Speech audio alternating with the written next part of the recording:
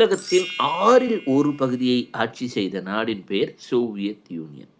1917 ஒரு நவம்பர் மாதத்திலே உருவாக்கப்படுகிறது.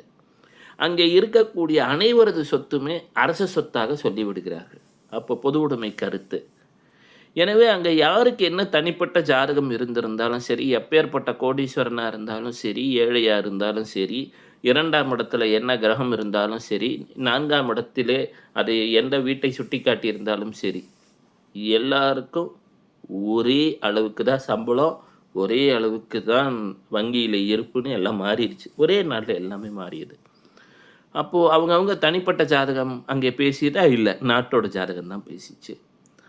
ஜப்பானிலே ஹிரோஷிமா நம்மளாம் படிச்சிருப்போம். அப்போ எத்தனையோ பேருக்கு அங்கே 8ஆம் இடம் நல்ல ஸ்ட்ராங்காக இருந்திருக்கலாம். சிலருக்கு 3ஆம் இடத்திலே ஒரு பலம், லக்னாதிபதி பலம் எல்லாம் இருந்திருக்கலாம். ஆனால் அந்த பகுதியின் ஜாதகம் தான் பேசியது. எப்பொழுதுமே தனிநபர் ஜாதகத்தை காட்டிலும் நாட்டின் ஜாதகம் தான் வலிமை அதிகம். அப்போ இந்த தனிநபர் ஜாதகம்லாம் எதுக்காக பேசுகிறாங்க அப்படின்னா, ஓரளவு திட்டமிடுதலுக்கு உதவும். அதுவும் இந்த ஒவ்வொரு ராசி பயிற்சிக்கும் பலன் சொல்கிறாங்க இல்லையா, 12, அது டிஆர்பிக்கு ஆடியன்ஸ் ஏற்ற உதவும், அவ்வளவுதான். உண்மையை சொல்ல வேண்டும் என்றால் ஒரு தேசத்தின் ஜாதகம் அதன் அடிப்படையில் தனிநபர் ஜாதகம் என்று தான் பார்க்க வேண்டும்.